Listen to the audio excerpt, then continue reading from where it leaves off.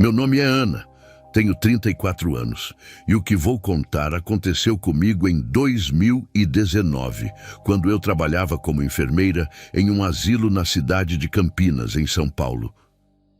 Eu tinha acabado de me formar pela PUC de Campinas, depois de 5 anos estudando, mas estava desempregada havia 8 meses e a situação em casa estava ficando desesperadora.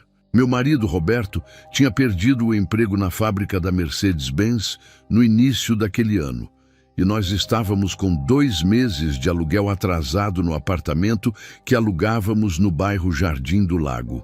As contas estavam acumulando, o telefone ameaçando ser cortado, e eu enviava currículos todos os dias sem receber nenhuma resposta. Foi em março de 2019 que eu vi aquele anúncio no site Vagas. Com que mudaria minha vida para sempre. O anúncio dizia assim: Asilo Recanto da Esperança contrata enfermeira para turno noturno, salário de R$ 4.500 mais adicional noturno. Eu pisquei várias vezes para ter certeza de que tinha lido certo, porque aquele valor era o dobro do que os outros asilos e hospitais estavam pagando na região. Liguei na mesma hora e uma voz cansada de uma senhora atendeu, dizendo que a vaga ainda estava disponível e que eu poderia ir fazer a entrevista naquela mesma tarde. A entrevista foi das coisas mais estranhas que já passei na vida. A coordenadora era uma senhora chamada Sueli. Devia ter uns 60 anos, com olheiras profundas e roxas que pareciam que ela não dormia havia semanas. Ela mal olhou meu currículo, apenas passou os olhos rapidamente pelas minhas qualificações e então me fez apenas uma pergunta que na época achei meio fora de contexto. Você tem fé em Deus, filha? Ela perguntou, me encarando com aqueles olhos cansados. Respondi que sim, que ia à igreja de vez em quando, mas que não era muito praticante, ia mais para agradar minha avó quando ela insistia. Dona Sueli deu um suspiro fundo, balançou a cabeça devagar e disse algo que me deixou com um frio na barriga. Você vai precisar. Ela me contratou ali mesmo, em menos de 5 minutos de conversa. Me disse para começar na segunda-feira seguinte, no turno da noite, das 22 horas até às 6 da manhã. Entregou-me um papel com o endereço, que ficava na Avenida John Boyd Dunlop, e me deu as boas-vindas com um aperto de mão gelado e fraco. Saí dali feliz por ter conseguido o emprego tão rápido, mas ao mesmo tempo com uma sensação estranha no peito, como se algo não estivesse completamente certo. Quando cheguei em casa e contei para o Roberto, ele ficou super feliz e disse que aquilo era a resposta das nossas orações. Nós comemoramos naquela noite, planejando como iríamos pagar as contas atrasadas e finalmente respirar um pouco. Mas quando eu disse a ele sobre a pergunta estranha da dona Sueli sobre ter fé em Deus, Roberto apenas riu e disse que eu estava nervosa demais, que era natural que uma coordenadora de asilo fosse religiosa. Tentei acreditar nele e deixar aquela sensação estranha de lado. No domingo antes de começar, decidi ir até o endereço só para conhecer o lugar onde eu ia trabalhar. Peguei o ônibus e desci na Avenida John Boyd Dunlop. E quando vi o prédio do asilo, meu corpo inteiro se arrepiou. Era uma mansão antiga, daquelas construções dos anos 50, cercada por árvores enormes e antigas que bloqueavam quase toda a luz da rua. O prédio tinha 3 andares, paredes de um amarelo desbotado e sujo, janelas com grades grossas pintadas de branco descascado, e a pintura estava rachada em vários pontos, como se ninguém cuidasse direito daquele lugar. Fiquei ali parada na calçada apenas observando, e percebi que mesmo sendo domingo de tarde, com sol forte, aquele lugar parecia ter uma sombra permanente sobre ele. Não tinha barulho nenhum vindo de dentro, o que era estranho para um asilo com mais de 30 idosos internados. As árvores ao redor não tinham pássaros. Percebi isso também. Não ouvia nenhum canto de passarinho, o que em São Paulo é bem incomum. Senti um aperto no peito Aquela sensação de quando você sabe que algo está errado, mas não consegue explicar exatamente o que é. Voltei para casa e aquela noite não consegui dormir direito. Contei para o Roberto sobre a sensação estranha que tive ao ver o prédio. Disse que o lugar parecia pesado, que tinha algo errado ali. Ele tentou me acalmar. Disse que eu estava nervosa porque era meu primeiro emprego depois de formada, que era normal ter ansiedade. Amor, o salário é bom demais para a gente recusar, ele disse, segurando minhas mãos. E olha nossa situação. A gente não pode escolher muito agora, né? Eu sabia que ele estava certo sobre a nossa situação financeira desesperadora. Na segunda-feira à noite, vesti meu uniforme branco novo, prendi meu cabelo, peguei minha bolsa e fui para meu primeiro dia de trabalho. Cheguei às 21h45, 15 minutos antes do horário, porque queria causar uma boa impressão. Quando entrei pela porta principal, um cheiro estranho tomou conta das minhas narinas. Não era exatamente ruim, mas era um cheiro de lugar fechado, de mofo, misturado com algo que eu não conseguia identificar. A recepção era escura mesmo, com as luzes acesas. Tinha um tapete velho e desgastado no chão, e as paredes tinham uma cor indefinível entre bege e cinza. Dona Sueli me recebeu e me apresentou para a equipe do noturno.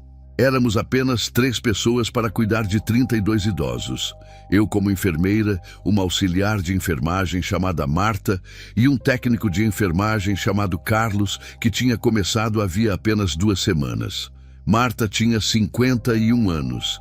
Era uma mulher negra, baixinha, sempre com um sorriso no rosto, e carregava uma Bíblia pequena no bolso do jaleco branco. Quando ela me cumprimentou, segurou minha mão com as 2 mãos dela e disse: "Bem-vinda, filha.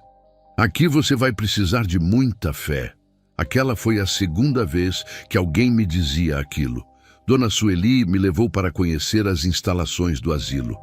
O primeiro andar tinha a recepção, a cozinha, uma salinha que servia como capela, mas que estava cheia de poeira e parecia não ser usada havia anos, e o refeitório.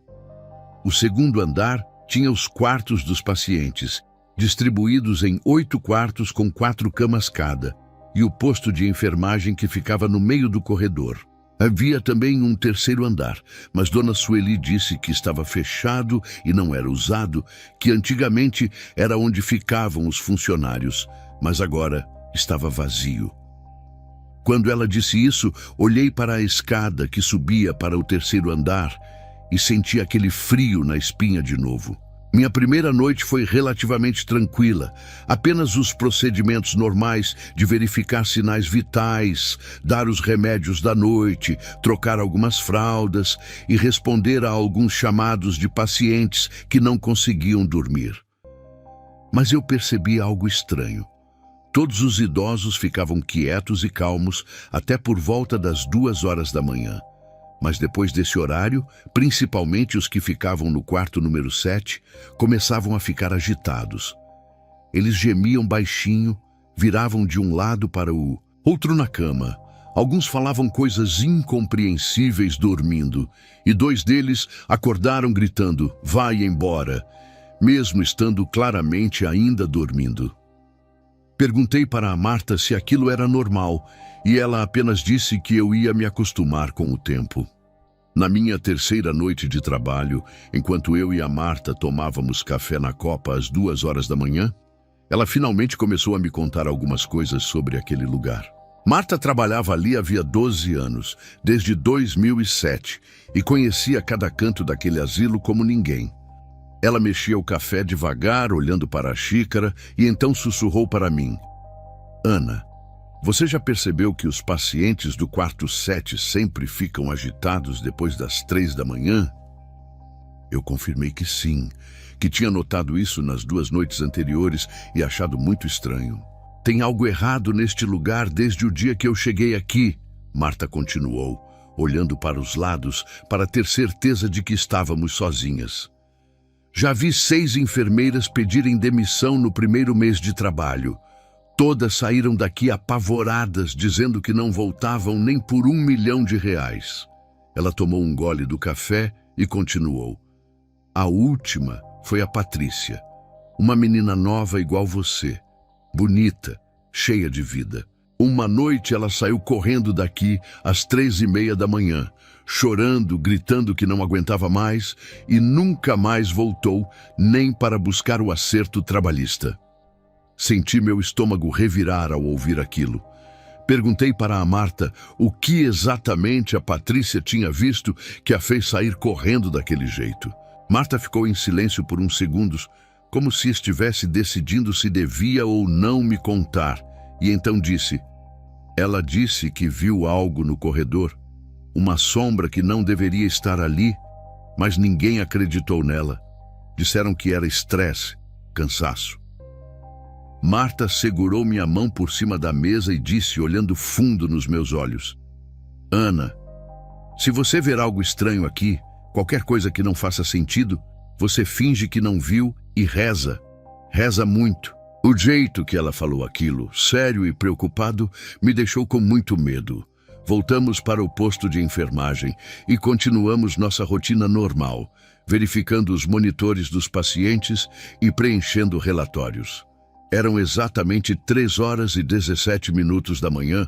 Eu olhei para o relógio do corredor naquele momento, quando algo impossível aconteceu. Todas as luzes do corredor piscaram 3 vezes seguidas, apagando e acendendo rapidamente, fazendo aquele barulho de energia instável. No mesmo instante, um cheiro forte e sufocante tomou conta do andar inteiro. Era um cheiro horrível, como o ovo podre misturado com algo queimado, tão forte que minha garganta começou a arder e meus olhos lacrimejaram. 3 pacientes acordaram gritando ao mesmo tempo, coisa que eu nunca tinha visto acontecer. A Dona Rosa no quarto 3, o Senhor Alcides no quarto 5 e a Dona Teresa no quarto 8. Todos gritaram juntos, como se tivessem combinado. Eu e Marta corremos para atendê-los. Cada uma foi para um quarto diferente. A Dona Rosa estava sentada na cama, os olhos arregalados de medo, apontando para o canto vazio do quarto e gritando: "Ele está aqui de novo! Ele está aqui de novo!" Tentei acalmá-la, dizendo que não tinha ninguém ali, mas ela continuava apontando e chorando. Depois de uns 20 minutos, conseguimos acalmar os 3 pacientes e colocá-los para dormir de novo. Voltei para o posto de enfermagem com as pernas tremendo, e foi então que eu ouvi. Eram passos pesados e lentos, como botas de couro batendo no chão de madeira. E o som vinha de cima das nossas cabeças. Olhei para o teto e então para a Marta, que estava pálida como papel. "O asilo só tem 2 andares em uso, né?" Perguntei, já sabendo a resposta. Marta balançou a cabeça e sussurrou: "O 3º andar está fechado há mais de 10 anos, Ana. Não tem ninguém lá em cima." Os passos continuaram por uns 2 minutos, lentos e deliberados, como se alguém estivesse caminhando de um lado para o outro do andar de cima. Eu conseguia ouvir perfeitamente o som metálico das batidas. Dava para contar quantos passos eram dados. Marta fechou os olhos e começou a rezar baixinho, movendo os lábios em silêncio, a mão apertando a Bíblia que ela sempre carregava no bolso. Eu estava congelada de medo, sem conseguir me mexer, apenas ouvindo aqueles passos impossíveis acima de nós. E então, de repente, os passos pararam. Não foi uma parada gradual, foi instantânea, como se alguém tivesse simplesmente desaparecido no meio de uma passada. O silêncio que veio depois foi ainda pior que o barulho dos passos. Era um silêncio pesado, opressor, como se o próprio ar estivesse segurando a respiração. Fiquei ali parada, sem conseguir falar nada, meu coração batendo tão forte que eu tinha certeza que a Marta conseguia ouvir. Isso acontece quase toda noite. Marta finalmente quebrou o silêncio, sua voz ainda trêmula. Sempre entre 3 e 4 da manhã, passos no andar de cima, luzes piscando, aquele cheiro horrível. Ela guardou a Bíblia de volta no bolso e continuou: Já chamaram o eletricista para ver as luzes. Disseram que não tem nada de errado com a instalação elétrica. Já subiram no terceiro andar para verificar. Não tem ninguém lá, nem rato, nem pombo, nada. Ela me olhou com uma expressão que misturava cansaço e medo, mas os passos continuam. Perguntei para ela por que ela continuava trabalhando ali se tinha medo. Marta deu um sorriso triste e disse: "Tenho 3 filhos para criar sozinha, Ana. Nenhum outro lugar paga o que pagam aqui. Você mesma sabe disso. Então eu venho, faço meu trabalho, oro muito e vou embora quando o sol nasce." Ela tocou meu ombro de leve e continuou: "Você também vai aprender a conviver com isso. Só não fica sozinha no corredor depois das 3 da manhã. Sempre chama alguém para ir com você. Combinado?" Assenti com a cabeça, ainda tremendo. O resto daquela noite passou devagar. Cada minuto parecia uma hora. Fiquei grudada no posto de enfermagem, sem coragem de ir até os quartos sozinha, mesmo quando alguns pacientes chamavam. Toda vez que precisava ir verificar algum paciente, pedia para a Marta ir comigo, e ela ia sem reclamar porque entendia meu medo. Quando finalmente deu 6 horas da manhã e o turno do dia chegou, saí dali quase correndo, desesperada para ver a luz do sol e respirar ar puro. Cheguei em casa e o Roberto estava tomando café antes de sair para procurar emprego. Contei tudo para ele, os passos no andar de cima, as luzes piscando, o cheiro estranho, os pacientes gritando ao mesmo tempo. Ele me abraçou e disse que devia ser só o prédio velho, que construções antigas fazem barulhos estranhos, que o cheiro podia ser problema de encanamento. Queria acreditar nele, queria muito, mas eu sabia no fundo do meu coração que aquilo não era apenas um prédio velho fazendo barulhos normais. No final de abril de 2019, chegou um paciente novo que mudaria tudo no asilo. Era uma quinta-feira à tarde. Eu estava dormindo depois do plantão da noite, quando o Roberto me acordou, dizendo que a dona Sueli tinha ligado pedindo para eu ir ao asilo mais cedo naquele dia, porque chegaria um paciente especial que precisava de cuidados intensivos. Me arrumei rápido e cheguei ao asilo por volta das 18 horas, 3 horas antes do meu horário normal. Dona Sueli me esperava na recepção, junto com uma mulher muito bem vestida, devia ter uns 50 e poucos anos, usando roupas caras e joias de ouro.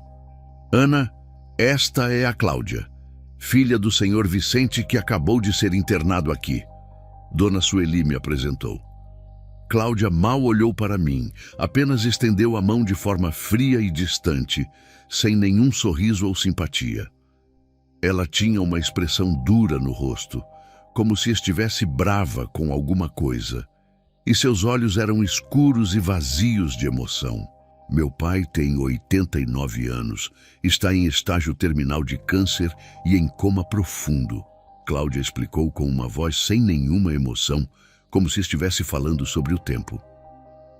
"Ele veio transferido do hospital público porque lá não tinha mais o que fazer por ele.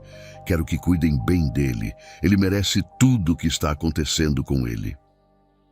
A forma como ela disse aquela última frase, com um tom estranho e cheio de raiva contida, me deu calafrios na espinha. Não pareciam palavras de uma filha preocupada com o pai doente. Dona Sueli me levou até a sala dela e me mostrou a documentação. Cláudia tinha pagado 6 meses de internação adiantado, em dinheiro vivo, R$18.000 em notas de R$100 que ela tirou de uma bolsa cara. "Não quero ser incomodada com ligações sobre meu pai, a menos que seja estritamente necessário", Cláudia disse, enquanto contava as notas sobre a mesa. "Vocês têm meu telefone, mas só me liguem se ele estiver morrendo ou se acontecer algo muito grave." Ela assinou os papéis, pegou a bolsa e saiu sem nem ir ver o pai no quarto, sem se despedir, sem olhar para trás. O senhor Vicente foi colocado no quarto número 7, na cama número 3, exatamente no quarto, onde os pacientes sempre ficavam mais agitados durante a madrugada.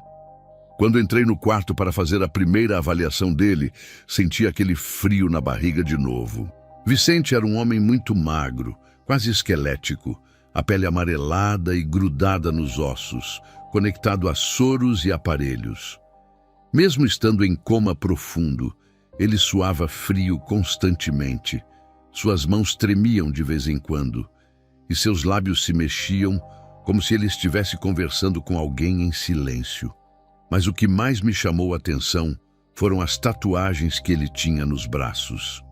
Eram símbolos estranhos, desbotados pelo tempo, que eu nunca tinha visto antes. Tinha estrelas de 5 pontas, círculos com desenhos dentro, palavras em uma língua que eu não conhecia e outros símbolos que pareciam muito antigos. As tatuagens estavam espalhadas pelos 2 braços, pelo peito, e quando troquei a roupa dele, vi que tinha também nas costas e nas pernas. Aquilo não era normal. Não eram tatuagens comuns que as pessoas fazem por estética. Marta entrou no quarto para me ajudar e quando viu as tatuagens do Sr. Vicente, ela fez o sinal da cruz imediatamente.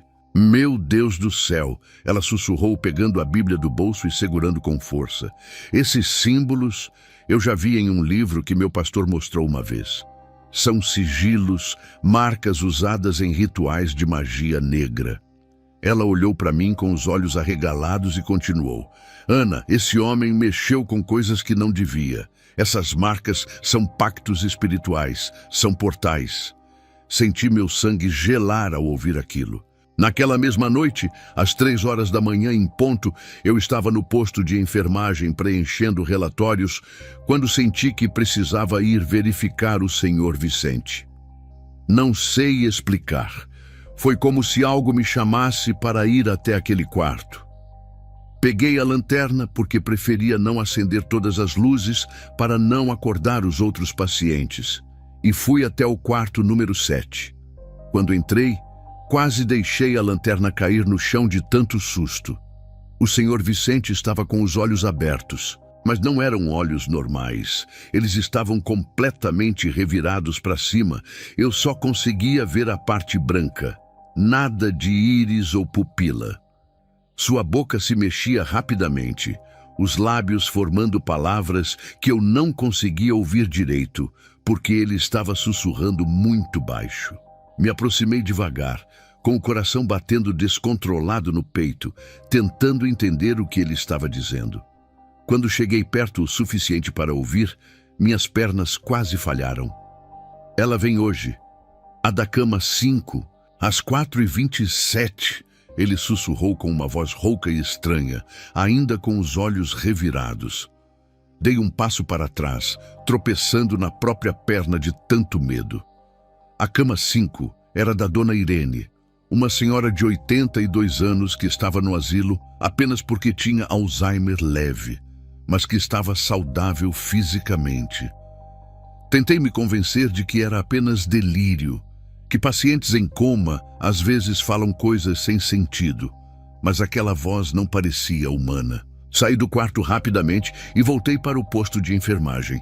Olhei para o relógio, eram 3h08. Fiquei ali sentada, nervosa, olhando para o relógio a cada minuto que passava. Marta percebeu que eu estava estranha e perguntou o que tinha acontecido. Mas eu não tive coragem de contar. Tinha medo de que ela pensasse que eu estava ficando louca. Continuei apenas olhando para o relógio, vendo os minutos passarem devagar, enquanto meu coração disparava. Quando o relógio marcou 4h27 da manhã, o monitor do quarto número 5 começou a apitar forte. Era a dona Irene. Estava tendo uma parada cardíaca. Eu e Marta corremos para lá.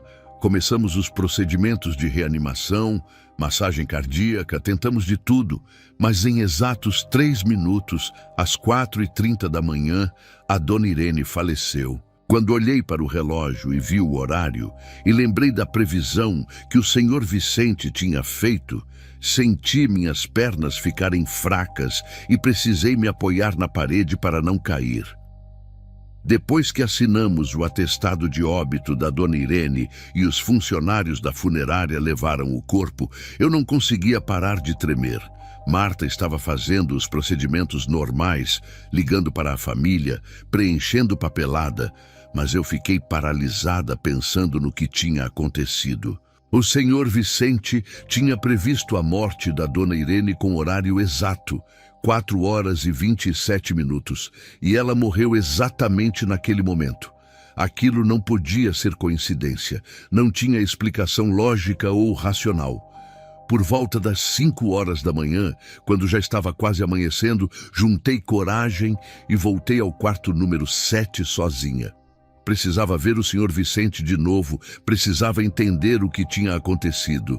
Quando entrei no quarto, ele estava exatamente como eu tinha deixado horas antes, deitado, imóvel, com os olhos fechados, conectado aos aparelhos. Os monitores mostravam que ele continuava em coma profundo, sem nenhuma alteração nos sinais vitais. Mas tinha algo diferente. Quando me aproximei da cama dele e a luz da manhã começou a entrar pela janela, eu jurei que vi um pequeno sorriso no canto da boca dele. Era quase imperceptível, mas estava lá. Um sorriso fino e sutil que não deveria estar no rosto de um homem em coma. Aquele sorriso me deu mais medo do que qualquer grito ou susto que eu já tinha levado na vida.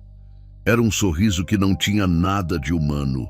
Era frio, era vazio, era errado.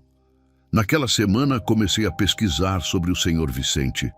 Não era certo fazer isso, era invasão de privacidade do paciente, mas eu precisava entender quem era aquele homem. Peguei a ficha dele quando a dona Sueli não estava olhando e anotei algumas informações. Vicente Ferreira dos Santos, nascido em 1930, natural de Campinas mesmo, viúvo, sem endereço fixo nos últimos anos, a única parente era a filha Cláudia. Comentei com a Marta sobre a previsão que o senhor Vicente tinha feito, contei tudo nos mínimos detalhes. Ela ficou em silêncio por um bom tempo, apenas me olhando com aquela expressão preocupada que eu já estava começando a conhecer bem. Ana, esse homem não é uma pessoa comum, ela finalmente disse, escolhendo as palavras com cuidado. Eu tenho trabalhado aqui por 12 anos e nunca vi um paciente como ele. Tem algo muito errado, algo muito escuro em volta dele.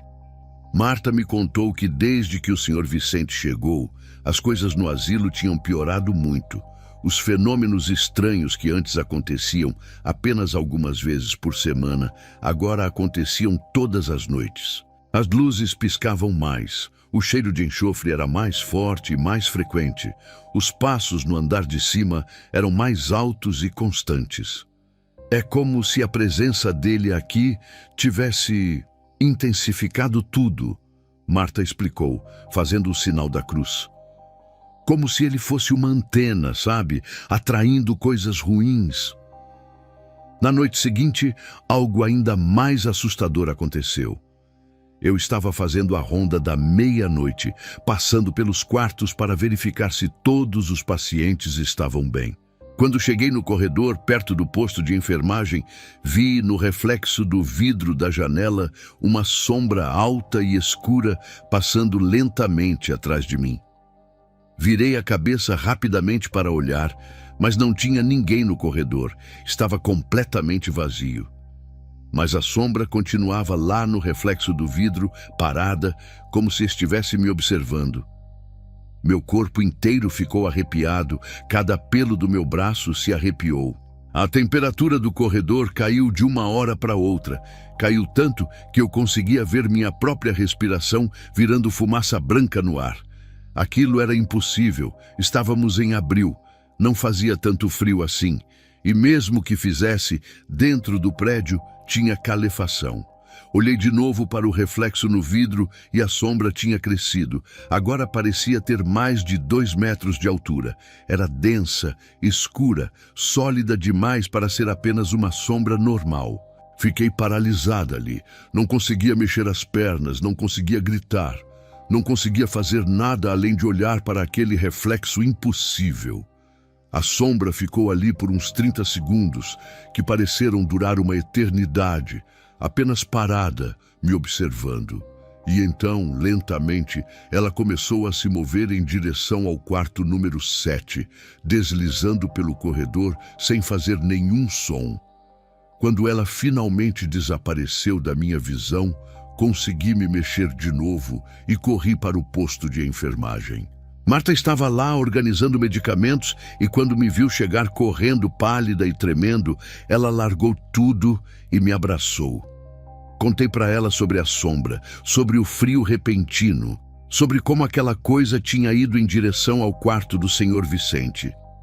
Marta não pareceu surpresa, apenas cansada e triste. Eu também já vi ela, Ana. Ela confessou baixinho. Várias vezes. Sempre nos corredores, sempre depois das 2 da manhã. E ela sempre vai para o quarto número 7. O que é aquela coisa, Marta? Perguntei ainda tremendo, segurando as mãos dela. Marta olhou ao redor para ter certeza de que estávamos sozinhas. Pegou a Bíblia do bolso, segurou com força e disse: Eu sou cristã há 30 anos, Ana. Frequento a Igreja Assembleia de Deus desde que me converti. E eu sei reconhecer a presença do mal quando vejo. Aquela sombra não é deste mundo. É algo que não deveria estar aqui. Algo que só consegue estar aqui porque tem uma porta aberta. E eu acho que o Sr. Vicente é essa porta. Nas semanas seguintes, comecei a prestar mais atenção nos detalhes ao redor do Sr. Vicente. Percebi que as moscas evitavam o quarto dele. Mesmo com outros quartos tendo moscas normalmente, o quarto número 7 nunca tinha nenhuma. As plantas que a dona Sueli tinha colocado nos corredores murchavam e morriam quando ficavam perto da porta do quarto 7.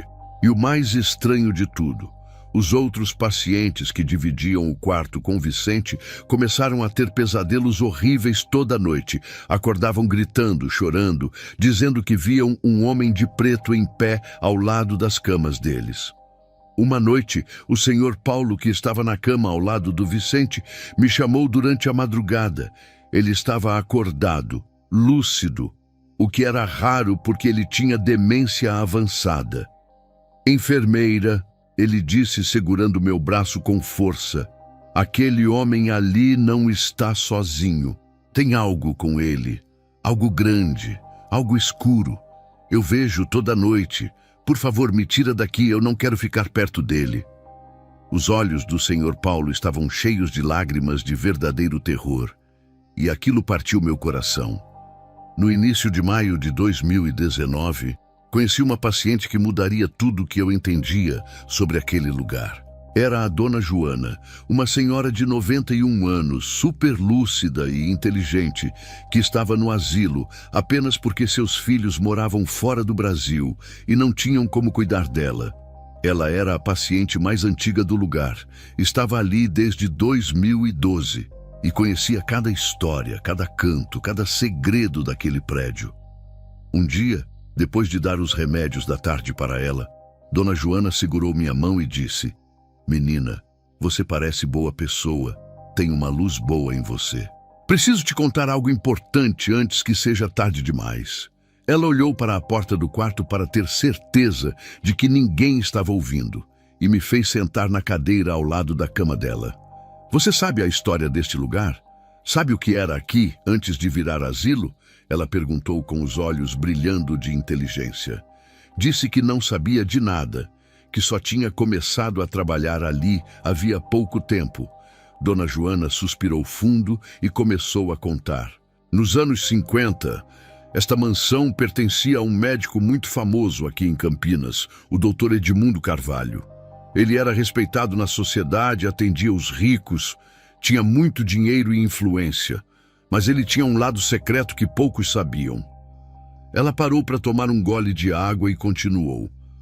Minha mãe trabalhou como empregada doméstica nesta casa em 1958 e ela viu coisas que a traumatizaram para o resto da vida. O Dr. Edmundo praticava espiritismo, Dona Joana revelou baixando a voz ainda mais. Mas não era aquele espiritismo comum de centro kardecista, não. Era algo mais pesado, mais escuro. Ele fazia rituais secretos aqui, com velas pretas, roupas brancas, cânticos estranhos. Minha mãe viu pessoas caindo no chão em transe, espumando pela boca, falando em línguas estranhas. Ela ouvia gritos de madrugada, via luzes piscando sozinhas, sentia cheiros horríveis de enxofre. Meu sangue gelou ao ouvir aquilo, porque era exatamente o que estava acontecendo agora. Dona Joana se levantou devagar da cama, foi até o criado mudo e abriu a gaveta. De lá tirou uma caixa de sapatos velha e empoeirada, daquelas antigas de papelão. Minha mãe guardou algumas coisas antes de sair daqui em 1959. Ela nunca mais quis falar sobre esta casa, mas não conseguiu jogar essas fotos fora. Quando ela morreu em 2005, eu fiquei com a caixa. E quando descobri que ia ser internada exatamente neste lugar, trouxe comigo porque achei que seria importante. Dentro da caixa tinha várias fotos antigas em preto e branco, amareladas pelo tempo. A primeira foto mostrava a mansão nos anos 50, bem conservada, com um jardim bonito na frente e várias pessoas vestidas de branco posando para a foto. No verso da foto, escrito à mão com tinta desbotada, estava: Centro Espiritual Doutor Edmundo, 1957. Outra foto mostrava o próprio Doutor Edmundo, um homem de uns 50 anos, magro, com barba escura e olhar intenso e penetrante, que parecia atravessar a foto. Mas o que realmente me deixou gelada foi o que Dona Joana apontou nas fotos. Olha bem, menina, olha com atenção, ela disse colocando o dedo sobre as imagens. Em todas as fotos, absolutamente todas, havia uma sombra escura e densa atrás das pessoas. Não era sombra normal de objeto ou pessoa. Era uma forma alongada, alta, que aparecia sempre na mesma posição, sempre atrás de alguém. Minha mãe dizia que essa sombra aparecia revelada em todas as fotos tiradas aqui. Não importava a câmera, não importava quem tirava a foto, não importava o horário. A sombra sempre estava lá. Minha mãe chamava aquilo de O Guardião. Dona Joana continuou, guardando as fotos de volta na caixa. Ela dizia que o Dr. Edmundo tinha invocado algo muito antigo, muito poderoso, e que essa entidade ficou presa aqui, vigiando este lugar. Teve um caso terrível em 1958. Uma moça de uns 20 anos participou de uma sessão aqui e morreu durante o ritual. Oficialmente disseram que foi ataque cardíaco, mas minha mãe viu marcas roxas no pescoço dela, como se alguém tivesse estrangulado a moça. Nunca investigaram direito porque o Dr. Edmundo tinha amigos poderosos na polícia e na prefeitura. A casa ficou abandonada depois que o Dr. Edmundo morreu em 1982. E sabe o que é mais estranho? Dona Joana perguntou, me olhando fundo nos olhos. Ele foi encontrado morto exatamente às 3 horas da manhã, sozinho no quarto dele, sem causa definida de morte. O corpo estava com os olhos arregalados, expressão de terror absoluto no rosto, como se tivesse visto algo horrível antes de morrer. Tinha apenas 69 anos, não era velho o suficiente para morrer assim do nada. Ela segurou minha mão com força. A casa ficou vazia por 20 anos, até que em 2003 alguém comprou e transformou em asilo. Ana, Dona Joana disse com uma seriedade que me assustou. Aqui tem uma porta aberta para o mundo espiritual. Uma porta que o Dr. Edmundo abriu em seus rituais e que nunca foi fechada. E eles entram por essa porta toda noite para buscar os que estão fracos, os que estão morrendo, os que não têm proteção espiritual. Eu vejo eles toda madrugada, aquelas sombras nos corredores. Eu finjo que não vejo, rezo meu Pai Nosso, peço proteção, e eles me deixam em paz, porque minha fé é forte. Mas muitos aqui não têm essa proteção. Saí do quarto da Dona Joana com as mãos tremendo e suor frio escorrendo pelas costas. Fui direto para o banheiro, tranquei a porta e joguei água gelada no rosto. Olhei para meu reflexo no espelho e vi que eu estava pálida, com olheiras que não tinha antes, e havia um cansaço profundo nos meus olhos. Pensei comigo mesma, Ana, você precisa sair daqui. Esse emprego não vale a pena. Esse dinheiro não vale sua sanidade mental, não vale sua vida. Mas então vieram os pensamentos práticos que me prendiam ali. O Roberto ainda estava desempregado, tínhamos finalmente conseguido pagar as contas atrasadas com meu salário, minha mãe precisava de remédios caros para a pressão alta. Se eu saísse daquele emprego, quanto tempo levaria para encontrar outro? Como pagaríamos o aluguel? Tomei a pior decisão da minha vida naquele momento, em frente ao espelho do banheiro. Decidi ignorar todos os sinais, todos os avisos, todo o medo que sentia e continuar trabalhando ali.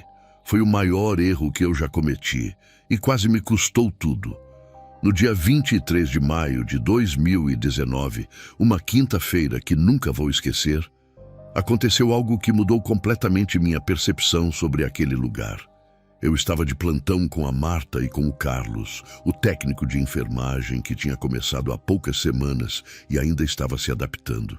Desde o início da noite, às 22 horas, todos nós sentimos que havia algo diferente no ar, uma tensão, uma energia pesada que deixava todos os funcionários nervosos e inquietos.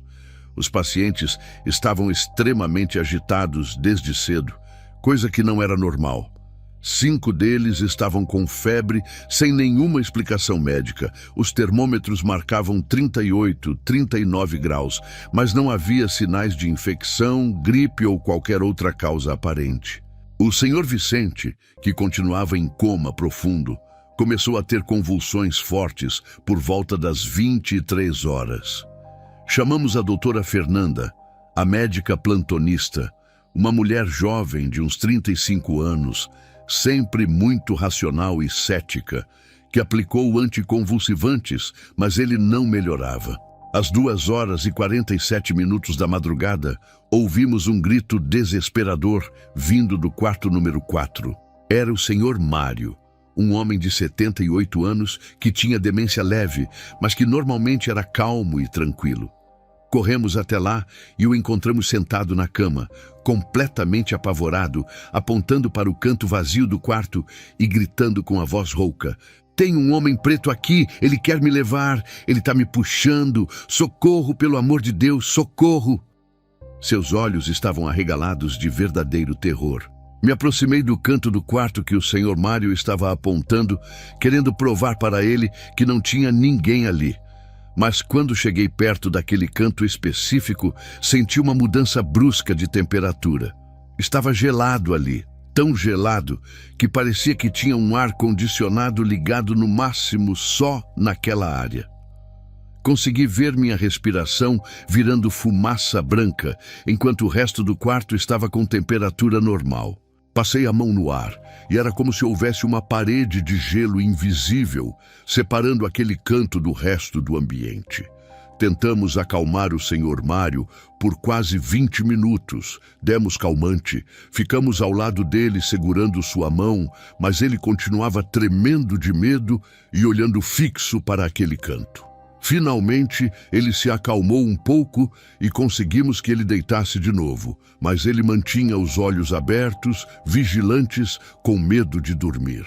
Às 3h02, quando estávamos voltando para o posto de enfermagem, o monitor cardíaco do quarto número 2 começou a apitar alto e urgente. Era a dona Sebastiana, 85 anos, tendo uma parada cardíaca. Corremos imediatamente, iniciamos os procedimentos de reanimação. Eu fazia a massagem cardíaca enquanto Marta preparava o desfibrilador. Carlos estava marcando o tempo e checando o pulso.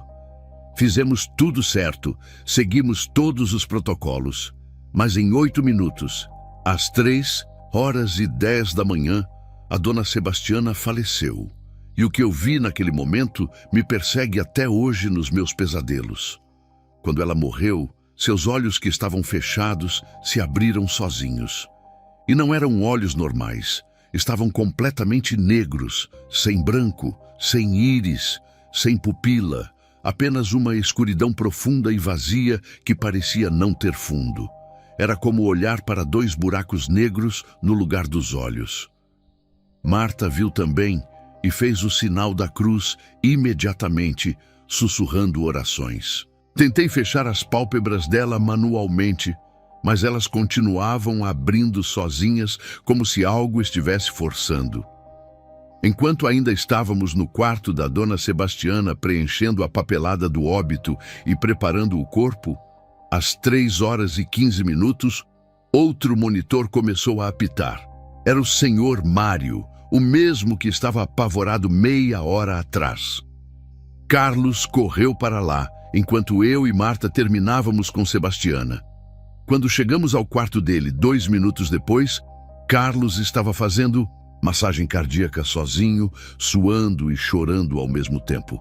Ele está morrendo e eu não consigo salvar ele, Carlos gritava desesperado. Assumi a reanimação, mas já era tarde. O senhor Mário faleceu às 3h20. 2 mortes em menos de 20 minutos. Eu estava em choque, tremendo, mas não tinha tempo para processar porque precisávamos continuar trabalhando. Fizemos os procedimentos necessários, avisamos a doutora Fernanda, que veio correndo e ficou sem entender o que estava acontecendo. E então, como se o pesadelo não fosse suficiente, às 3h33, um terceiro monitor começou a apitar. Era o senhor Antônio, 81 anos, no quarto número 6. 3 paradas cardíacas em meia hora. Corremos mais uma vez, tentamos reanimar mais uma vez, mas ele também não resistiu e faleceu às 3h41. 3 mortes em menos de 40 minutos. 3 idosos que não estavam em estado grave. 3 óbitos sem explicação médica aparente. Quando finalmente passou das 4h da manhã e aquele horário maldito terminou, os 3 funcionários, eu, Marta e Carlos, nos reunimos na copa em estado de choque absoluto. Carlos estava vomitando no banheiro. Ele não aguentava mais o que tinha visto. Marta estava com as mãos trêmulas segurando a Bíblia e rezando em voz baixa sem parar. Eu apenas conseguia tremer e chorar em silêncio, sem conseguir processar o que tinha acabado de acontecer. A doutora Fernanda veio até nós e pela primeira vez vi aquela mulher sempre segura e racional, completamente abalada. Ela estava visivelmente pálida, com as mãos tremendo também. Em 8 anos de medicina, em centenas de plantões que já fiz, eu nunca vi 3 paradas cardíacas simultâneas sem nenhuma causa aparente, doutora Fernanda disse, com a voz quebrando de emoção. E tem outra coisa que não faz sentido médico nenhum. Os 3 pacientes tinham a temperatura corporal extremamente baixa antes da parada, como se tivessem ficado horas em um freezer. E aqueles olhos da dona Sebastiana... Ela não conseguiu terminar a frase.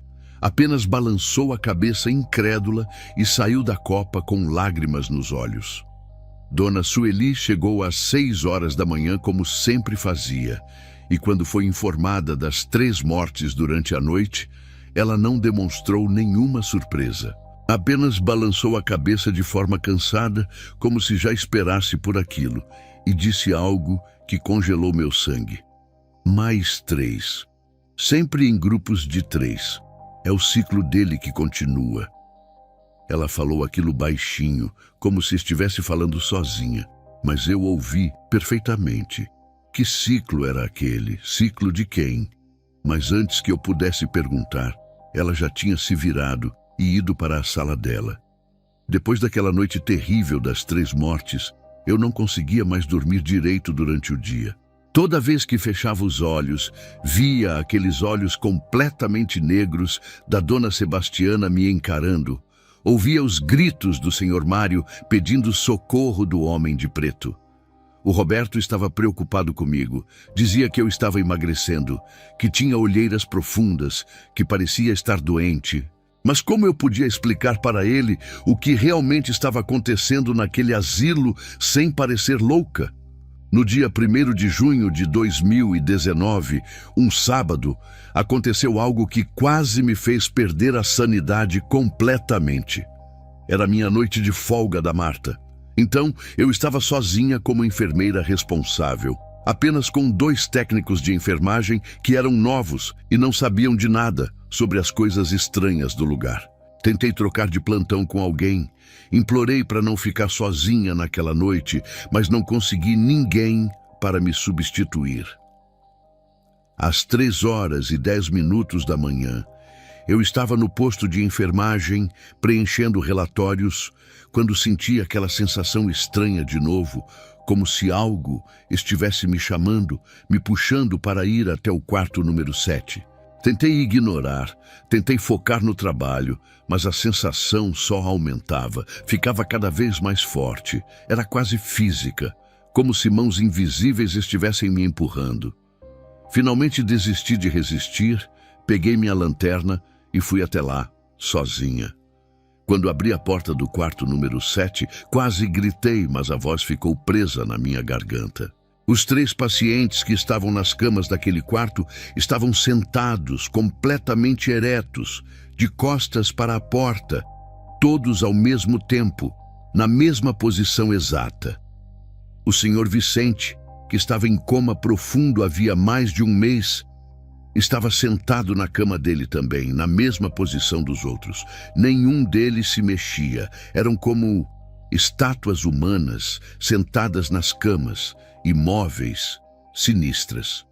Senhor Vicente, chamei com a voz tremendo, dando um passo para dentro do quarto. Então, como se tivessem ouvido um comando invisível, os 3 pacientes viraram a cabeça ao mesmo tempo para mim. O movimento foi sincronizado, mecânico, absolutamente idêntico. Quando vi os rostos deles iluminados pela luz da lanterna, minhas pernas quase falharam. Os rostos estavam normais, eram os mesmos senhores que eu cuidava todos os dias, mas os olhos, meu Deus do céu, os olhos estavam completamente negros, vazios, sem vida. E então, todos os 3 sorriram. Foi o mesmo sorriso, idêntico, largo demais para ser natural, mostrando todos os dentes, um sorriso que nenhum ser humano faria normalmente. Eram 3 rostos diferentes, fazendo exatamente a mesma expressão impossível ao mesmo tempo. Dei um passo para trás, meu coração batendo tão forte que doía no peito, minhas mãos tremendo tanto que quase deixei a lanterna cair no chão.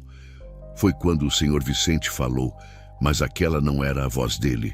Era uma voz grave, rouca, múltipla, como se várias pessoas estivessem falando ao mesmo tempo através dele. Ana, nós te observamos desde que você chegou aqui. Você ainda tem luz, mas está fraca, muito fraca. Em breve você será nossa também. As palavras saíam da boca dele, mas os lábios mal se mexiam, e o eco daquela voz múltipla preenchia todo o quarto. Meu corpo inteiro congelou. Não conseguia mexer as pernas, não conseguia gritar, não conseguia fazer absolutamente nada, além de ficar ali parada, enquanto aquelas 3 figuras me encaravam com seus olhos vazios e negros. E então senti algo terrível, algo que nunca tinha sentido antes na vida. Era como se algo invisível estivesse puxando minha alma, tentando arrancar algo de dentro do meu peito. A sensação era física, dolorosa, como garras invisíveis cavando dentro de mim. Minha visão começou a escurecer nas bordas. Estava ficando tonta, as pernas fraquejando. Ia desmaiar ou coisa pior. Sentia que ia morrer ali naquele quarto, que iam me levar para onde quer que levassem as outras almas. Foi quando, num instinto de pura sobrevivência, sem pensar, sem planejar, apenas reagindo, eu gritei com toda a força que tinha. Jesus! Só isso, só aquele nome, mais nada. O efeito foi instantâneo e impossível de explicar. A pressão no meu peito sumiu completamente, como se algo tivesse soltado. Os 3 pacientes caíram desmaiados nas camas ao mesmo tempo, como marionetes com os fios cortados. As luzes do quarto piscaram violentamente várias vezes, e então silêncio absoluto. Apenas o som da minha respiração ofegante e o bip dos monitores cardíacos voltando ao normal. Corri para fora do quarto sem olhar para trás, desci as escadas tropeçando nos próprios pés e saí pela porta da frente do asilo. Sentei no meio-fio da calçada, tremendo, chorando, sem conseguir parar. Peguei o celular com as mãos tremendo tanto que quase não conseguia discar e liguei para a Marta, mesmo sendo 3h30 da manhã, mesmo sendo folga dela. Marta, pelo amor de Deus, vem aqui, eu não aguento mais. Eu não aguento ficar aqui sozinha, implorei chorando no telefone. Marta chegou em 40 minutos, mesmo sendo folga dela, mesmo estando de madrugada. Ela me encontrou ainda sentada no meio-fio, tremendo como uma folha ao vento. Me abraçou forte e pela primeira vez desde que entrei naquele asilo, me senti segura. Contei tudo para ela, cada detalhe, e ela não duvidou de uma palavra, apenas ouvia balançando a cabeça. Você gritou o nome de Jesus e eles te soltaram, ela disse segurando meu rosto com as duas mãos. Ana, você entende o que isso significa? Você acabou de descobrir a única arma que funciona contra eles. Naquela mesma manhã, depois do que aconteceu, a Marta me levou para conhecer o pastor Renato da Igreja Assembleia de Deus do bairro Cambuí. Ela tinha falado dele algumas vezes, dizendo que ele era um homem de fé forte, que já tinha ajudado muitas pessoas com problemas espirituais. Chegamos na casa dele por volta das 7 horas da manhã. Ele estava tomando café com a esposa, quando a Marta ligou, explicando que era urgente. Ele nos recebeu imediatamente, viu meu estado e mandou a esposa fazer um chá calmante para mim. Contei toda a história para o pastor Renato, desde o primeiro dia de trabalho até o que tinha acontecido há poucas horas atrás. Falei sobre o Senhor Vicente, sobre as mortes, sobre as sombras, sobre os passos no andar de cima, sobre tudo. Esperava que ele duvidasse, que achasse que eu estava louca ou exagerando, mas ele me ouviu com atenção total, fazendo anotações em um caderno, fazendo perguntas específicas sobre datas e horários. Quando terminei de contar, ele ficou em silêncio por um tempo, apenas pensando. Vocês duas precisam entender uma coisa muito importante. Pastor Renato finalmente falou, olhando para mim e para a Marta com seriedade. O que está acontecendo naquele asilo não é apenas assombração, não é apenas fantasma ou espírito perdido. É muito mais sério que isso. Existe ali uma abertura espiritual, um portal mantido ativo por algum pacto antigo que nunca foi quebrado. E agora, parece que esse pacto está sendo alimentado ou fortalecido por algo ou alguém novo. Ele abriu a Bíblia dele e continuou. Precisamos descobrir a história completa daquele lugar. Nas 2 semanas seguintes, o pastor Renato começou uma investigação profunda sobre o asilo Recanto da Esperança e sobre a mansão que existia antes. Ele foi até o cartório de registro de imóveis de Campinas e conseguiu todos os documentos de propriedade do terreno e da construção desde 1950. Descobriu que de 1952 até 1982, a propriedade estava registrada em nome do Dr. Edmundo Carvalho, exatamente como a dona Joana tinha contado. Mas a descoberta mais importante veio quando o pastor Renato conversou com um historiador local chamado Tiago, professor aposentado que estudava história oculta e não oficial de Campinas. O professor Tiago tinha em seu acervo pessoal algo impressionante. Um diário que pertenceu ao Dr. Edmundo Carvalho. O diário tinha sido doado para ele em 2005 por uma sobrinha do médico que queria se livrar dos pertences do tio, que ela chamava de amaldiçoados e dizia que traziam pesadelos para quem ficava perto. O pastor Renato nos chamou na casa dele numa tarde de domingo e nos mostrou cópias fotografadas de algumas páginas do diário. Sentamos os 3 na mesa da sala e ele começou a ler em voz alta. A primeira página era de 12 de agosto de 1978. Consegui, depois de 26 anos buscando conhecimento nas trevas, finalmente consegui fazer o contato com a entidade que se apresentou como o Senhor das Encruzilhadas. Ele me ofereceu o acordo que eu sempre quis, poder para curar doenças incuráveis e conhecimento além do véu da morte, em troca de portais.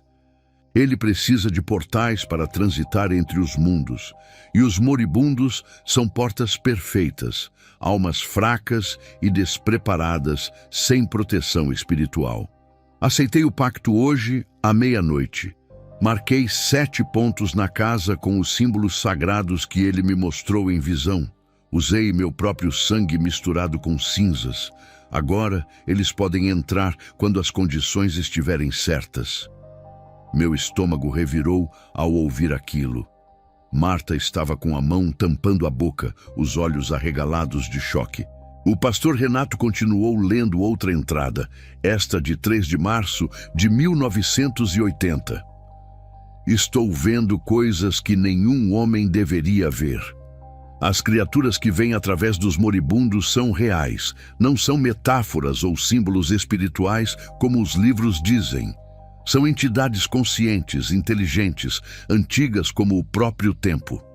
Tenho medo agora, mas não posso voltar atrás. O pacto está selado com meu sangue nos símbolos. Eles me deram o que prometeram. Já curei 3 pacientes de câncer terminal, 2 de paralisia irreversível.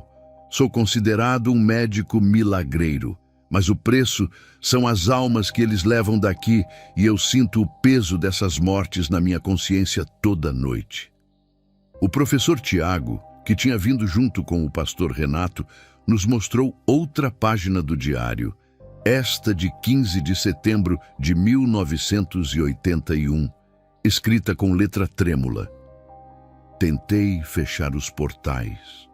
Consegui a ajuda do Padre Augusto da Igreja São Benedito. Contei tudo para ele em confissão. Ele concordou em fazer um exorcismo na casa. Mas eles não permitiram. Durante o ritual, o padre foi atacado por força invisível. Foi arremessado contra a parede com violência brutal. 3 costelas quebradas, pulmão perfurado, quase morreu.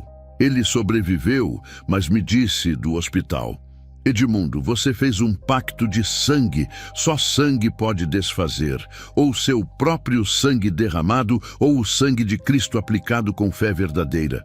Tenho 73 anos agora, estou doente com câncer, o corpo está fraco. Eu sei que eles vão me buscar em breve quando eu estiver fraco demais para resistir. E eu mereço o inferno que me espera por tudo que fiz. Isso significa que enquanto os símbolos marcados com sangue estiverem lá, o pacto continua ativo? Perguntei com a voz tremendo. O pastor Renato confirmou balançando a cabeça gravemente. Exatamente, Ana. E pior, cada morte que acontece ali alimenta e fortalece o pacto. É um ciclo vicioso. Quanto mais mortes, mais forte fica a abertura espiritual. Mais entidades conseguem entrar. Olha os números que a Marta registrou na caderneta dela.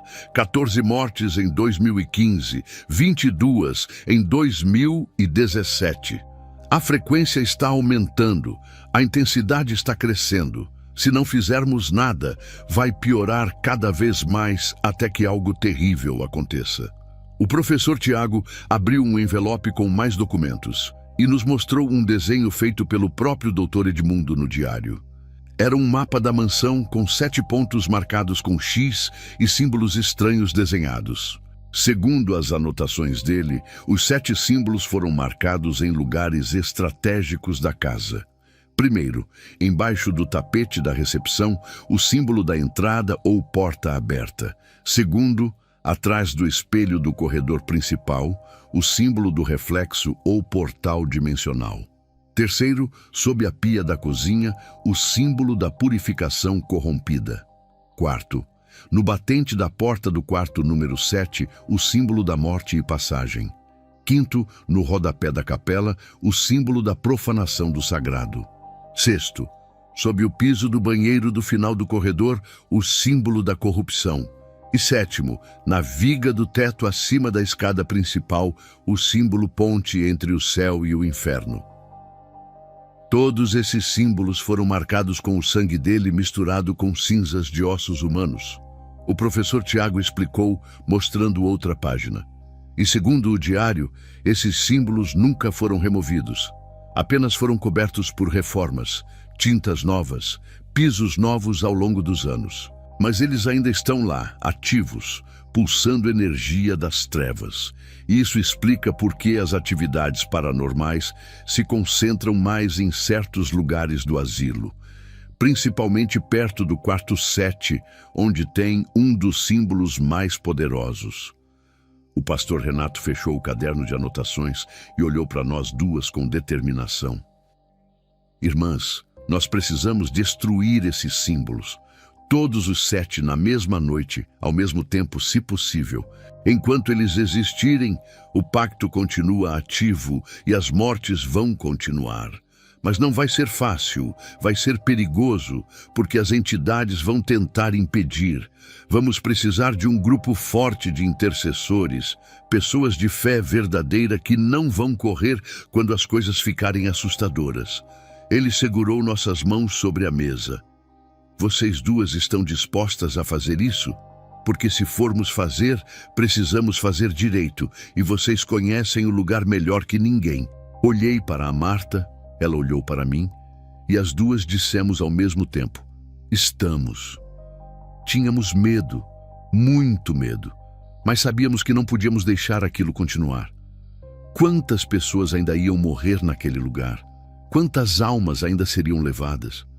Tínhamos que tentar, pelo menos tentar fazer algo. Antes de planejarmos qualquer coisa, o pastor Renato disse que precisávamos entender melhor quem era o Senhor Vicente e por que ele tinha sido trazido especificamente para aquele asilo. Consegui o telefone da Cláudia, a filha dele, no cadastro do asilo, e liguei pedindo para conversar com ela sobre uma questão importante do pai. Ela ficou desconfiada no começo, mas quando disse que era sobre o bem-estar espiritual dele, ela concordou em nos encontrar. Marcamos no dia 15 de junho de 2019, numa lanchonete perto do asilo. Quando Cláudia chegou, levei um susto com a aparência dela.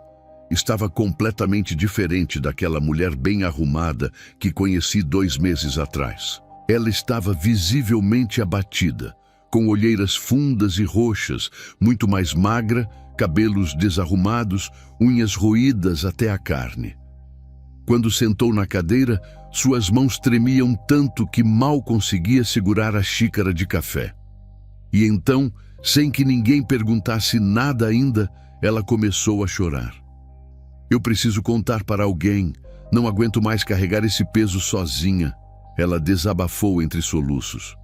Tenho pesadelos todas as noites onde vejo meu pai sendo torturado, queimando, gritando, pedindo ajuda. Eu acordo suando, chorando, sem conseguir dormir mais. Deixamos ela se acalmar um pouco, oferecemos água, esperamos. Quando ela conseguiu falar de novo, começou a contar a verdade sobre Vicente. Meu pai foi praticante de quimbanda por mais de 40 anos. Cláudia revelou olhando para a mesa, com vergonha de olhar nos nossos olhos.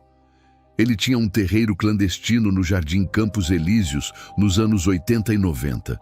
Fazia trabalhos pesados, amarrações para destruir casamentos, trabalhos para causar doenças em inimigos das pessoas, rituais para conseguir dinheiro de forma ilícita. Mas o pior eram os pactos que ele intermediava entre pessoas desesperadas e entidades demoníacas. Ele ficou muito rico com isso. Tinha 3 casas, 2 carros importados, viajava para o exterior. Ela contou que quando era criança, entre 8 e 10 anos de idade nos anos 80, via uma sombra no quarto do pai. Era uma figura muito alta, mais de 2 metros, escura como fumaça negra sólida, com olhos vermelhos brilhantes como brasas. Ficava parada no canto do quarto dele, só observando. Meu pai dizia que era minha imaginação, mas eu sabia que não era.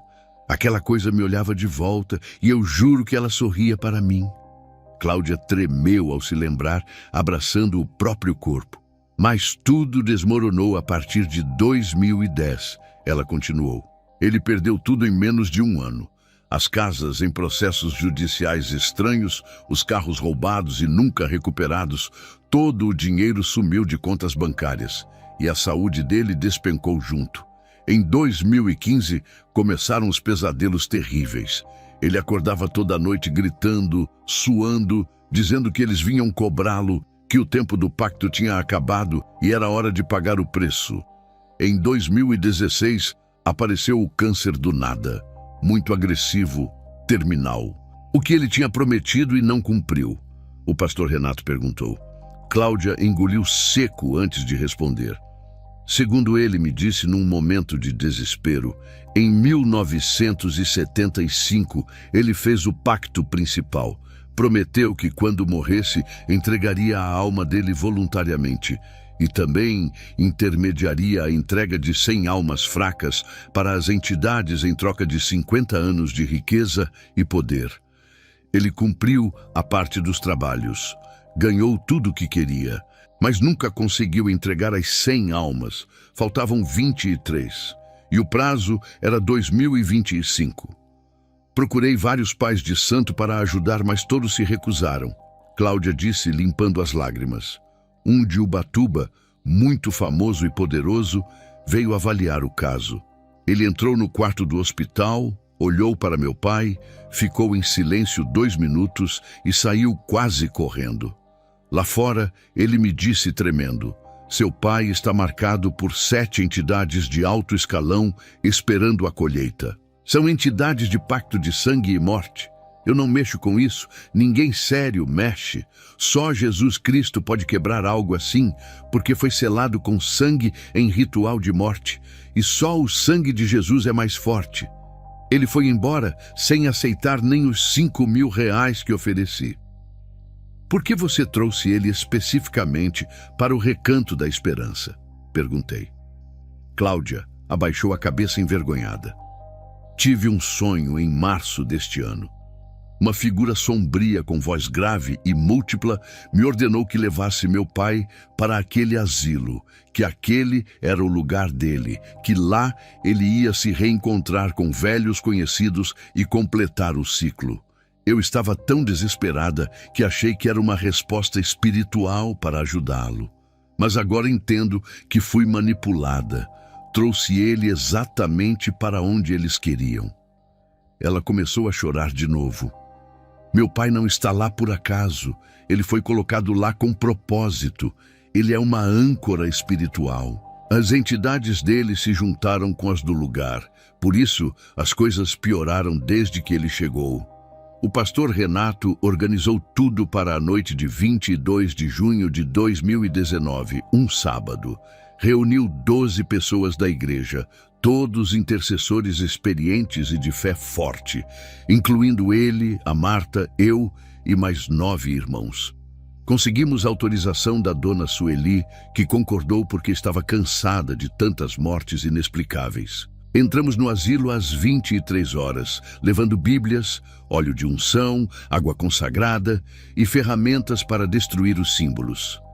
2 irmãos eram da construção civil e trouxeram martelos, talhadeiras e serras. Começamos pelos símbolos mais externos, seguindo o mapa que o professor Tiago tinha nos dado.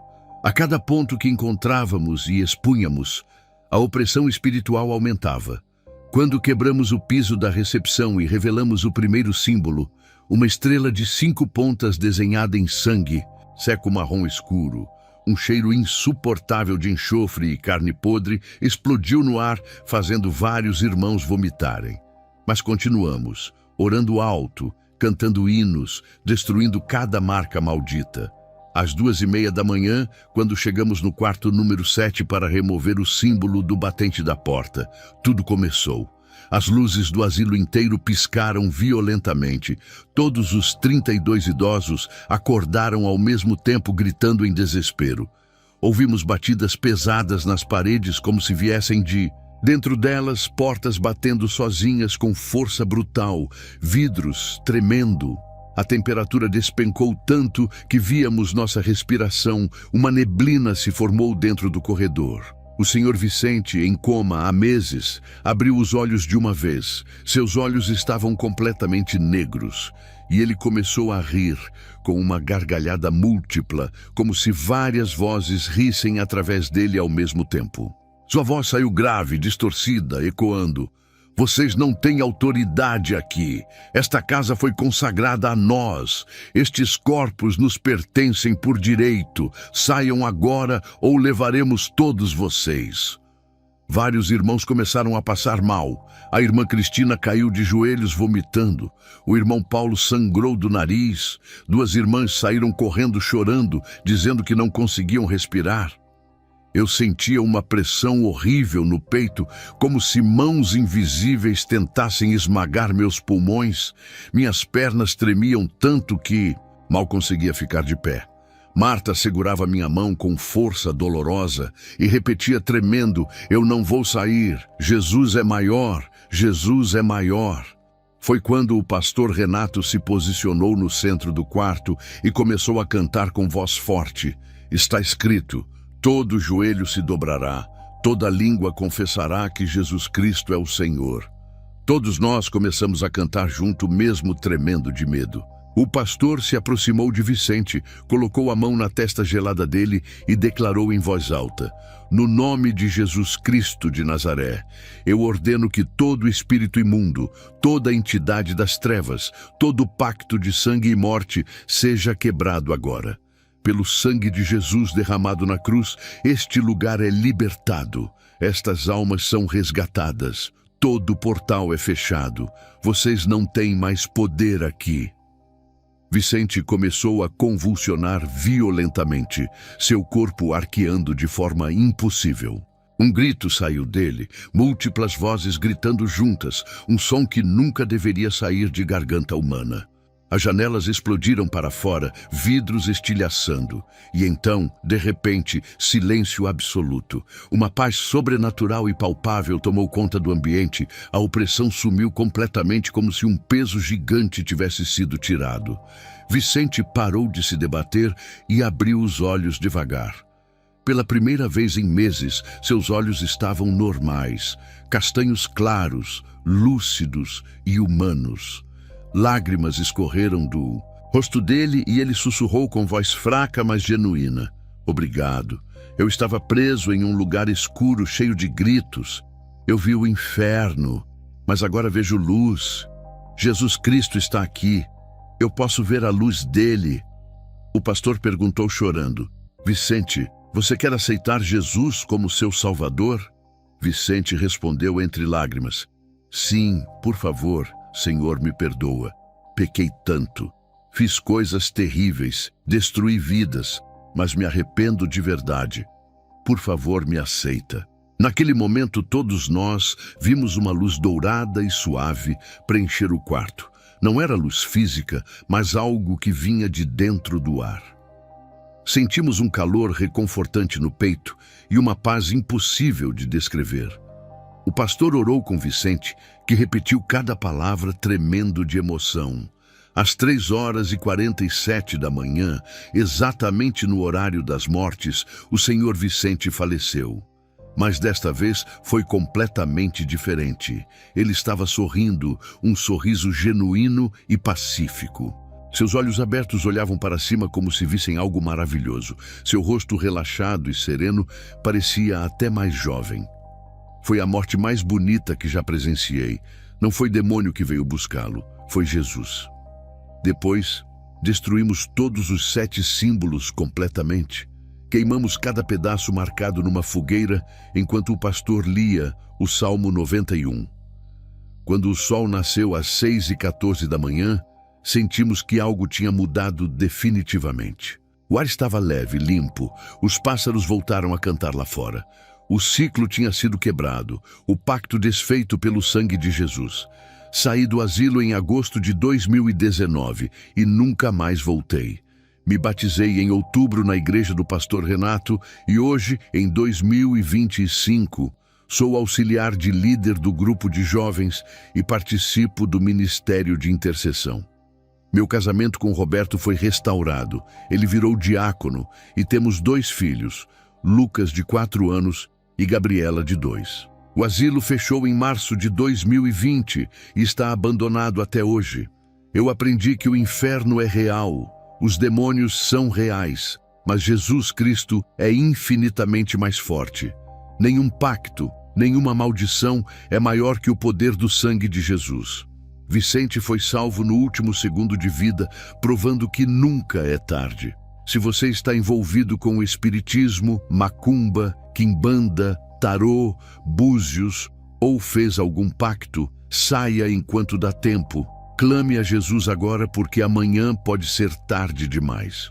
Eu escolhi o lado da luz, escolhi Jesus. E você, qual lado vai escolher?